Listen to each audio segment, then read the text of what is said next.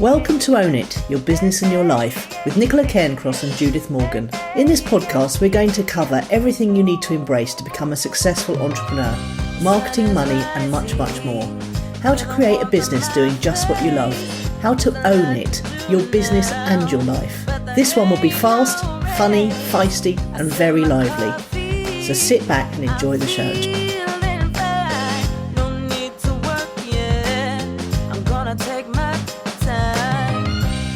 Hello, hello, hello. Afternoon. I can hear you now, loud and clear. I forgot to put my headphones in. It foxes me. I generally prefer not to wear them because it makes my ears itchy and hurt. And do you think it makes a better audio recording if we have them on? Doesn't make any difference, I don't think. It's all about the microphone. But I was doing something a minute ago, and I suddenly had that panic that there might be fold back or whatever it's called. So I turned them on, plugged them in. But I don't like wearing them at all. What is fold back?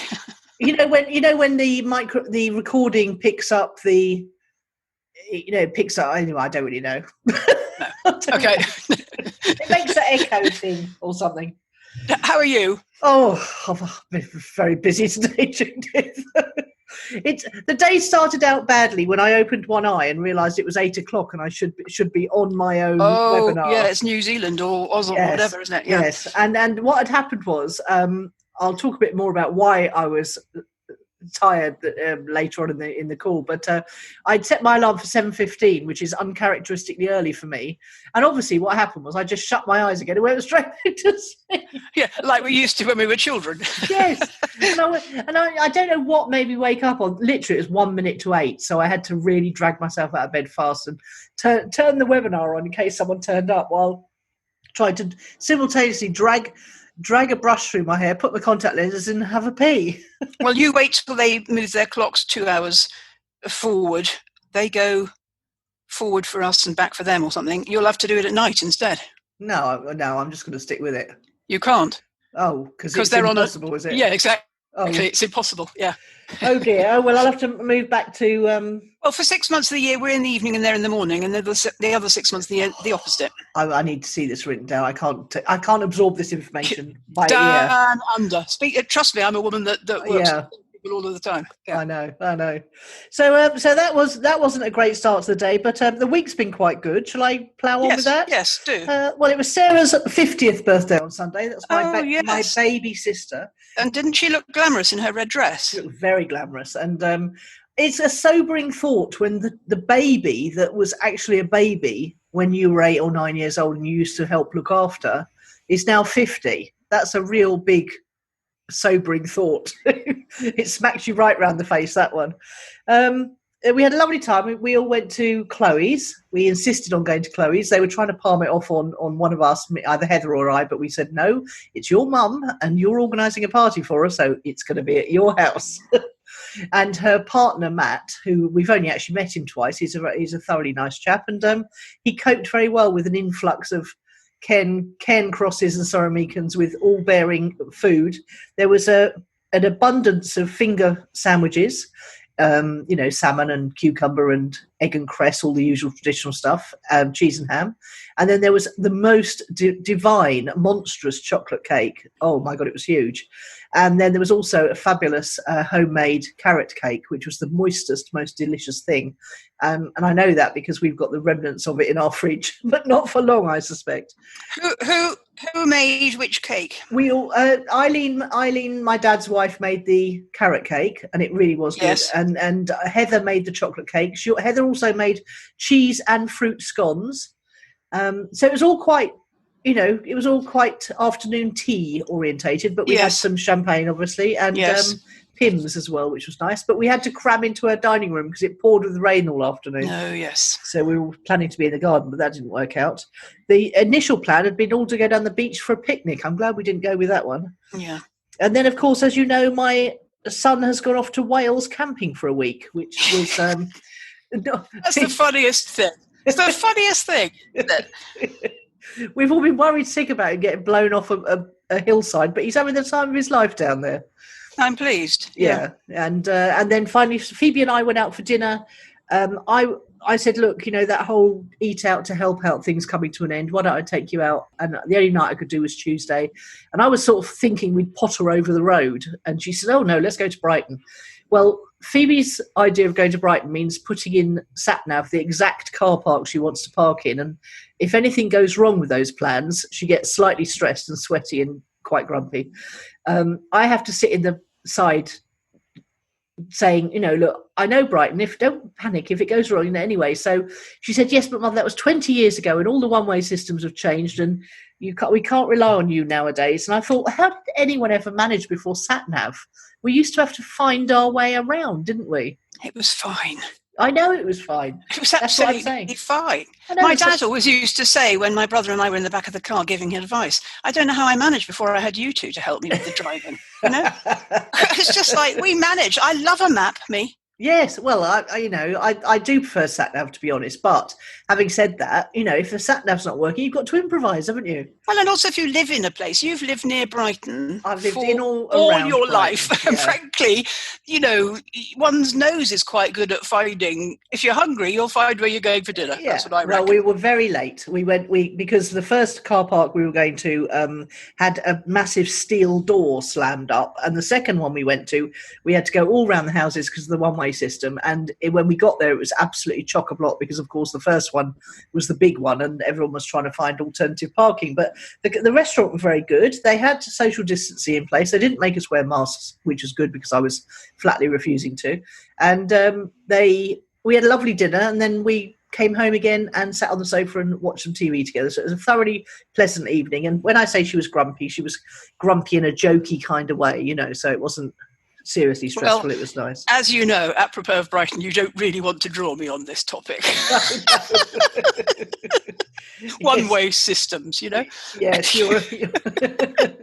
So it was quite a pleasant week. What about you? Oh, I've had a lovely week. I've had an absolutely lovely week. I'm preparing to move house next week, and I've realised that everything I have to report on the handover to the owners here is a result of the big weather, because we've had big sun, big wind and big rain in August, actually, all of it in August. So plants that lived or died in the heat or thunderstorms, why the two chairs from the kitchen are now in the living room, how the wind broke the window in my bedroom, why I had to order more fish food. It's already looking like a litany of excuses, and perhaps I might be guilty of over-explaining. I can't make up my strategy whether I should fess up to everything or say nothing.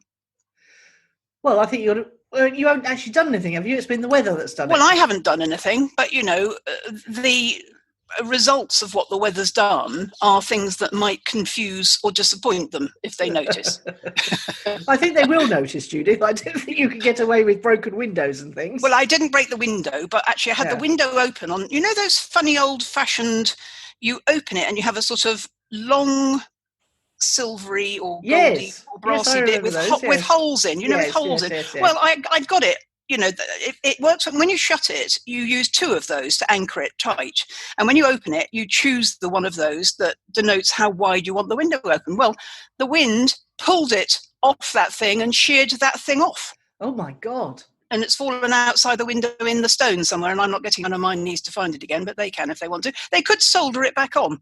Yeah. But anyway, the interesting thing about this story is that the power of the wind was so big that it took one of the little knobbies off. Yes. 70, really? Oh, blimey. I know. 70 miles an hour gusts, apparently. That's why we were worried about Nelson in his tent. Well, absolutely right. And there's more big stuff coming, I see, from the west. This is all should be happening in September, really. For last week of August is not when it should be happening. Well, I think we get confused about August. I think it feels like summer to us because it always did when we were kids, but actually summer's in May in the UK.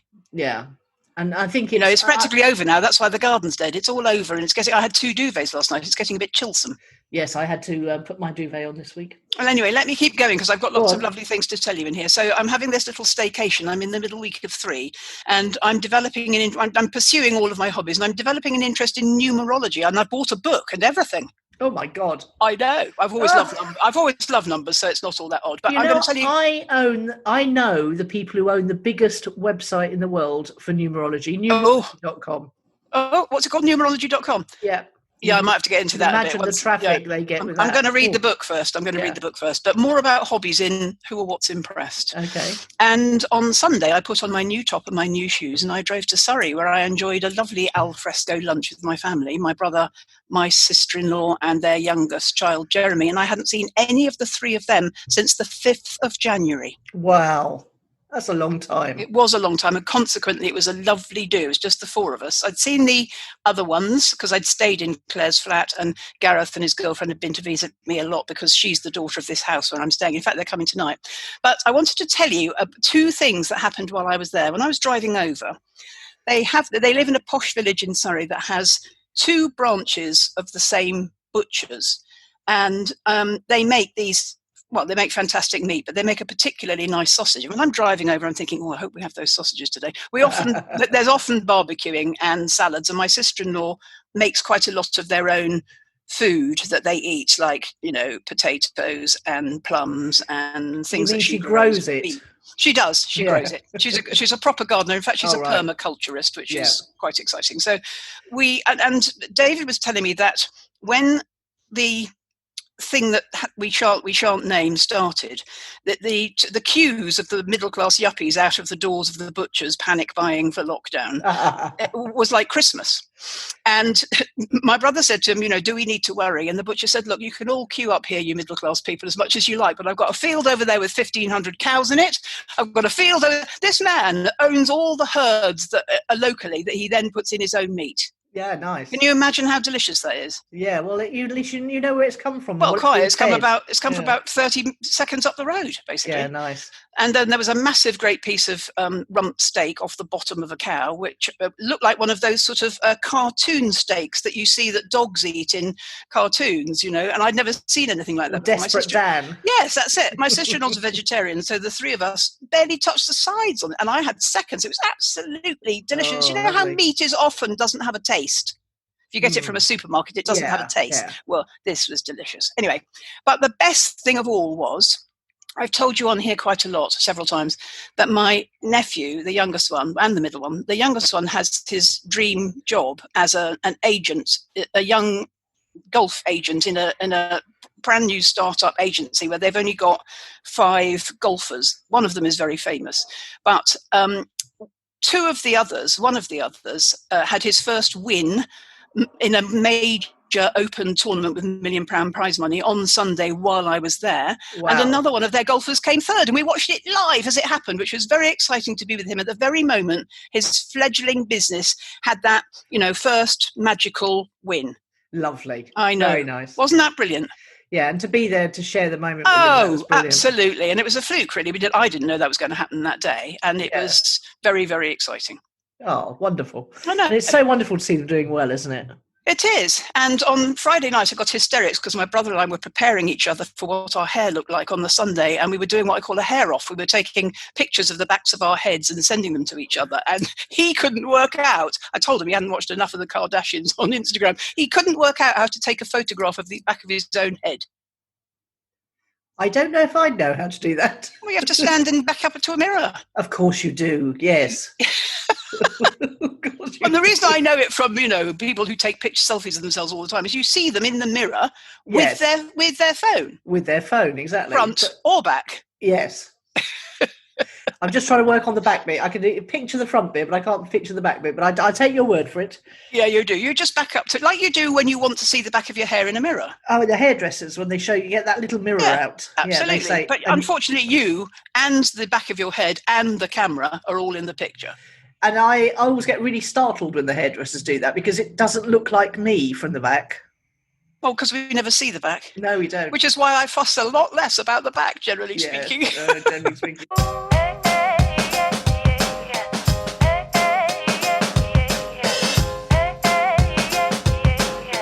Indeed. Anyway, tell me what's fueled your fire. Well, this week I astonished myself to being really interested in what's happening with the virtual conference that the Fed is having, the Chairman Powell. I even know these people's names. I've got interest in macroeconomics. Do you mean Jackson Hole? Isn't it Jackson Hole? Jackson Hole, that's exactly it. Yes, they're having a virtual conference. I don't know why it's called Jackson Hole if they're all virtual. Place. No, it's a place where they go to. Yeah, well, it's always, but they go there every year and it's always called Jackson Hole. Oh, I see, right. Yeah. Well, it's like Davos when they go there in the spring. Yes. And Chairman Powell is about to announce something very about inflation. And I suddenly thought to myself, where is Nicola Cairncross and what have you done with her? Because suddenly I'm really, really interested in macroeconomics. It's really bizarre. I don't know what's happening. That's not really macro, but that's my obsession too. That's what I study all day long, sometimes up to 3 hours a day. Yeah. It's weird, isn't it? No. It's important. It's important. No, it is important, yes. And I suddenly realised, and I've slipped into it just because I want to be, it makes me feel more informed and ready and prepared. But anyway, that's it. So macroeconomics, who'd have thought it when I was 19 or 20? Not me, that's for sure. So what about you? Well, I'm going to tell you about Riana and the story of the accruals and prepayments. Oh, go on then. So Riana wrote to me with a conundrum on behalf of one of her clients, which led me to explaining to her in an email how to handle accruals and prepayments in accounts. And briefly, a prepayment is when somebody pays you in advance but you haven't yet delivered. And an accrual is the opposite. You've committed to the expenditure but not received the invoice yet. And both of these need to be fessed up, at least in your year-end accounts. And if you're doing management accounts, in order to pay yourself a dividend, they need to go into there too. And notionally, if my clients, for instance, pay me in advance for a whole year or 10 sessions. Mine do too, yeah. And I keep a work in progress sheet that shows as they draw them down and therefore how much money I owe them if I can't deliver or if I drop down dead. Yeah. And so that's prepayments. And technically that money is not mine until I've delivered the sessions. I remember you used to say this to me in the money gym. Well, a business that we both know would still be alive today if I'd been their accountant, because this is the proper accounting procedure. Yeah. And the reverse is true. So you've committed to an expenditure, but you haven't had the bill yet, so it's not reflected in your accounts. If you hide that from your accountants and auditors, you've been dishonest. Why would you want to hide it? Make yourself look more profitable. Oh, yes. Right, okay, yeah. Misrepresent your accounts, basically. Yes. And actually, Riana's client was wanting to represent her accounts accurately because she had to show them to a third party who was going to make some informed decisions. And you don't want to overstate your profits in that example. No. And in other ones, you might want to overstate your profits. Figures can be massaged to say anything you want. But anyway, the interesting thing about this is Riana understands enough about accounts to be able to receive my explanations and explain it to her client. And she suggested I write a book about it, but I think the book's probably already been written, and I expect it's called Accounting for Dummies.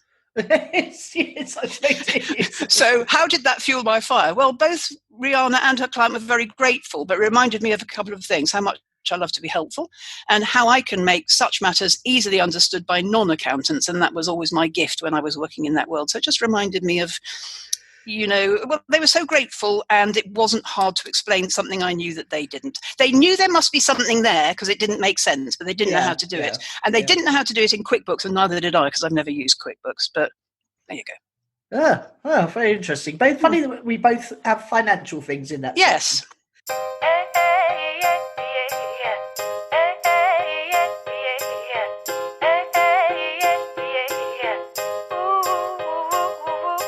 So we're on to Focus of the Week now, Judith. We certainly are. Moving on. All right, so Judith and I have something we need to share with you, lovely listeners, and that is that this is going to be the last episode of Own It. It's been coming for a while because we have other interests now, and we are not so involved in marketing and building a business. And so the raison d'etre for me of this podcast was to talk about business and share our combined knowledge and wisdom of experience. But also the interesting thing about it was that Judith was always much more keen on the life side of things. And as I reflect on this podcast, that's the bit I'm most proud of, interested in, grateful for, because there are several things that have changed dramatically for me in the field of my life. And I know that Judith's going to say some more about how she feels about it all, but I want to say how incredibly grateful I am that you guys have all been along the road. And this podcast wouldn't be the same with anyone except Judith for me. So it's, when we've been talking about how the podcast should evolve or change or whatever, it became obvious that I didn't want to do it with anyone else. So I'm moving on to a completely different podcast with a completely different person. But I'm really, really grateful to Judith for turning up week in, week out and keeping me on the straight and narrow where this podcast is concerned. So I thought I'd just quickly, briefly summarise the bits of my life that have improved. Yeah. Go for it. And are you going to remind us about the new podcast in another section? Yes, I am. Okay. So the things I have learned what I have learned, Judith, over the last 5 years. Yes, the play what I wrote. Yes, are that I can be alone and be cool with that. I never, ever, ever enjoyed being alone, and I wish I'd learnt this skill earlier. Just to be at peace with being alone and to realise that being alone is not lonely. That's one of the biggest learnings I've had, and that really came as a result of Steve dying, to be honest, and going to live in Greece and then being in Greece on my own. But it's something I'm very proud of now. 2, there's only 5, by the way. I am a lifestyle entrepreneur. I have occasional flashes of delusions of grandeur about wanting to build a bigger business, but I've realised now, and actually that's been your influence, Judith, because you've shown me that it's okay to be 100% who I am and how I want to be. And I just think growing a big business wouldn't have made me happy. So I know that now. Number 3, I know what makes me happy. That sort of comes out of that. But in lots of things, just being with my kids makes me happy, watching a great movie, reading a great book. It's not the things that I thought would make me happy when I was a younger woman, that's for sure. Number 4, I know what I enjoy. So I'm very happy to say I don't enjoy that. Shopping springs to mind. I quite enjoy shopping online. And I wish I'd realised, and this is something I've realised in the last week actually, I wish I'd realised that investing felt as good as shopping. It's like shopping for things, but things that will make you money. Is that number 5 or is that number 4? 4B, yeah. Yes. And number 5, I am happy to say no now. Steve taught me that. I used to say, do you want to do this? And he'd go, no. And it was always a physical shock when he said it, but now I know. And you practice saying no, and that's one of the things we talked about a lot on this podcast, and I'm now happy to say no, I wouldn't enjoy that, so I'm not going to do it. So that's me. How about you? Well, you won't be surprised to hear I've got a lot to say in here. Okay, good. I think, although we only decided this 48 hours ago, I think it's probably going to be divine timing for me, because I'm gearing up and have been for some time, for a break from all social media. And I think this gives me permission, given that it's August the 27th today, I think this probably gives me permission to do it for the rest of 2020. And I've got more to say on that in Who or What's Impressed. And I've been, like you, I've been reviewing what we've gone through and thinking of it as the evolution of a podcast and how we've moved on in our businesses, in our lives in 6 years. And my main project now, like you talking about Jackson Hole, is what's wrong with our world and how are we going to fix it. I will always love helping people be successfully self-employed as part of that, because one thing that's not wrong with our world is the people we know and love. None of our clients are part of what's wrong with our world. None of our family or friends are part of what's wrong with the world. But there's lots, everything else is broken and it needs fixing, and I want to be part of that, and I don't know how yet. So none of us can afford to get stuck in the mud. Change is the name of the game. We talk about that often on here, and reinvention is always a possibility. And I think we've known for some time, I always say when it's right, it's easy, and it stopped being easy to find a focus quite a long time ago. So the only chore of this podcast every week is, what on earth are we going to talk about in that middle section? Yeah. That really is the killer, I think. So what am I proud of? A body of work over 6 years, 290 shows is an impressive number. What do I regret? That we didn't do the summit this year when everyone was on lockdown. Yeah. Typically we did it as creators 3 years ahead of the beat. Yeah, absolutely. What am I grateful for? All those listener guests who came on and shared themselves with us, and the summit experts too, and everyone who participated in any way. And what will I miss? I'll miss the listener. I'll miss knowing that Liz is listening as she does the beds and breakfasts in her B&B in Austria. I'll miss knowing that Kath is listening on Sunday mornings as she potters around her home and kitchen in a leisurely style. I'll miss knowing that Lisa and Glenn are listening with their breakfast and Glenn is calling us controversial. I'll miss knowing that Jo listens at twice the speed while she's doing the Sainsbury's run. I'll miss all the artists and illustrators who listen while they're working in their studios and at their desks. I'll miss knowing that Alice is listening while she walks Indy, her lovely dog, on Friday mornings.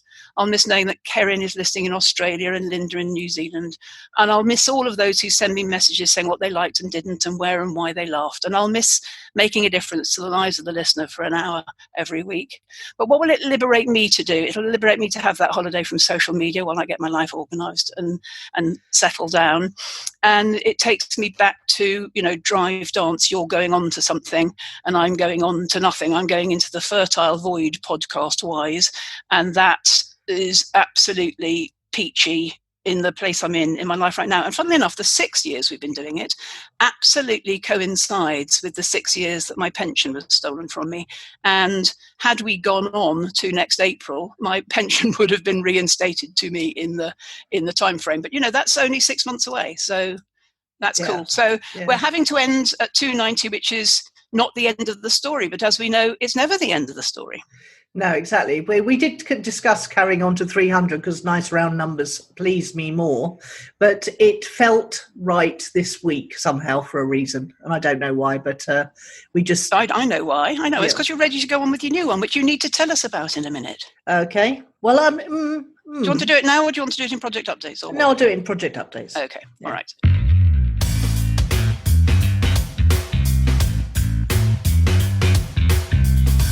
So shall we go on to words of the week? Or have you got something else to say in this section? No, just thank you, really. Okay. Thank you for being there. Well, I certainly would never have podcasted if it hadn't been for your invitation, Nicola. So there you go. Yeah. All right, my word is change, which you mentioned in your roundup there, which is things change. They change all the time, and I hate change. I've learned to live with change more comfortably, put it that way. And mine is completion, because all good things must come to an end. Yeah.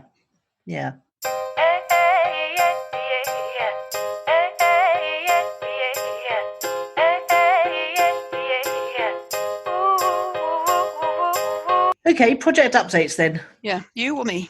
You go first. Well, I finished the last parts of the future authoring module because once I discovered this was the last episode, I had to pull the socks up. Right. And all 3 modules are now complete. They need me to review them as a whole, but that can wait because what I discovered with the earlier modules is that reviews are improved by a wait. Writers take note. What was the overall value of the project? It's about knowing yourself and thinking about how you want your life to be, not so much a plan or a goal for me, more a way of being. And if anybody wants to do it, it's on selfauthoring.com. It's quite a big commitment of time, I think probably 20 hours. There's no requirement to do it within any time frame, and you can go back and edit it all the time forever, so it can be a living document if you want. And it's something like $29 and you can do it with a friend halving the cost or something. It's an absolute bargain. I know. He's such an amazing man as well. He's an amazing man. I watched an incredible interview with his daughter on The Sun, of all people, were interviewing her quite thoughtfully. And she was saying he's slipped back health-wise, unfortunately, because he got COVID. Oh dear. Because, of course, everything was compromised by what he'd been through. Yeah, he'd already had pneumonia just recently. Yes, so, poor sausage. Yeah, so, but he's still climbing out of the year of hell health-wise that he's had, and I hope he does too. Because he's a very clear thinker, and that's what the self-authoring is all about, isn't it? Trying to get clarity of thought. It is, and I suppose that's right on brand for him. Yeah, trying absolutely. to get us to all do that, yes, and for our actions to be aligned with that. Yeah, I think I will do it at some point. I think you will. I believe you will, and I think you'll enjoy it. It's perhaps, it doesn't need to be any tougher than you want to make it, because you can always go back and revise it. Yeah, of course.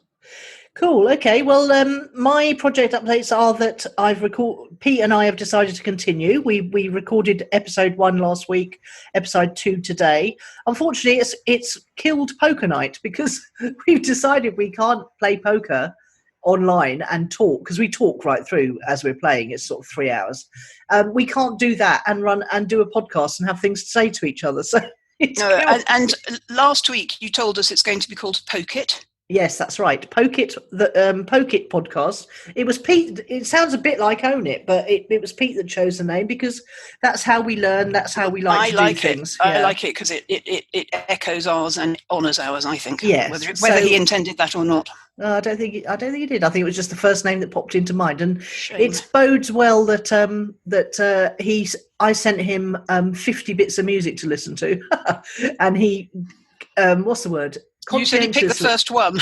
Well, I thought he had, but he hadn't actually. He picked 10 and sent them back to me, and the first one was the one I really liked too. Okay. It was easy. It was effortless. He's doing the work that I ask him to do, so it bodes well for the future. It's and not how and when do you plan to tell our listeners? What's the plan for getting the message out on launch? By the time you guys hear this, which will be next Friday, yes, which will be the 4th of September. Yes, there will be a website called pokeitpodcast.com. There will be opt-in there where you can get email reminders, and it will be on iTunes, Google Play, etc., etc., etc. Okay. So I'm launching early with 3 episodes rather than the 8 I would have preferred. Okay. But that's cool. So come to the website, check us out. Pete's an intelligent guy. He's got an interesting business, and we're great friends. So we'll be talking about stuff. It might be a bit blokier probably than we do, Judith, but we'll try not to be too blokey for anyone who wants to come over.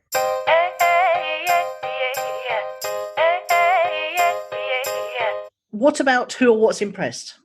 Okay, so mine is I've rewatched The Fall with Gillian Anderson from X-Files. She's mesmeric, isn't she? Gripping. I think she is mesmeric. I cannot take my eyes off her when she's on the screen. The same. Yeah, exactly the same. She looks beautiful. I know. But she's and the funny thing was, Judith, I started watching. I thought, I'm sure I've seen this. Yeah. And then I carried on. I skipped through first the season episode, is very scary because he is so scary, isn't he? In that? Yeah, he's played by Jamie Donnan, and he is brilliant, a brilliant actor, and the tension between the two of them is amazing. I went through all 3 series. I watched all of the second series, all of the third series, and I knew that I'd watched it before, but I couldn't remember what happened next, so I had to keep watching. Yeah. So it was long enough ago. Yes, exactly. I think I watched it when we went to Greece that first winter, so I probably wasn't taking much in then, but I highly recommend it. It's all on Netflix. You can enjoy it this weekend if you want to. I would say that all of the crimes that he commits are very difficult to watch. Do you know, I don't even remember what they are. I was so entranced by the psychological aspects of it all that I didn't really pay much attention to that. I'm actually not going to say because it's all a bit unpleasant. Oh, right. Yeah, no, I mean, it's a psychological drama at its finest. It really is. What about you then? Yes, well, I'm going to talk about an article which Alice shared on Medium called Your Surge Capacity is Depleted and It's Why You Feel Awful. Here's how to pull yourself out of despair and live your life. And it's all about the emotional impact that the pandemic has had on the writer, who was already in therapy and discussed it with her therapist at the beginning. But she turns it into a very useful article, which I'm going to link to in the show notes. And she describes it as an unprecedented disaster, and that there is a need for us to understand ambiguous loss, and that she sets out a winding, uncharted path to coping in a pandemic. And there were 2 sentences particularly that spoke to me, and one of them is, it's harder for high achievers. The more accustomed you are to solving problems, to getting things done and having a routine, the harder it will be on you, because none of that is possible right now. Yeah. You get feelings of hopelessness and helplessness, and those aren't good. Well, that describes me to a T. I'm accustomed to solving problems, getting things done, and having a routine. Yes, and that learned helplessness thing is something that I really have to battle against. Well, we all do. That's the point of this. When you read this, and I know you'll love it, it's very heady, which is good. Yes. And then she has 3 experts, and they offer 1, 2, 3, 4, 5, 6, 7 sort of remedies. Accept that life is different right now. Acceptance, you see. This is a bit like death in a way. Accept that life is different right now. Expect less from yourself. Recognize the different aspects of grief. There you go. It's like death again. Yeah. Experiment in different sorts of thinking. Activities new and old that fulfill you. That's where my hobbies come in. Yeah. maintaining and strengthening important relationships. That's why last Sunday was so important to me, because I had a lovely, lovely time with my family who clearly demonstrated that they'd missed me.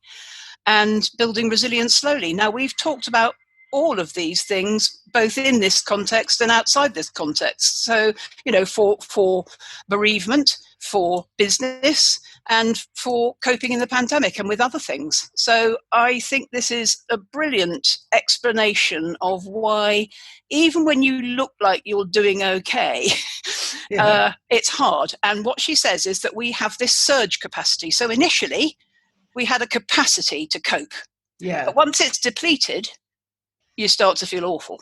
Yes.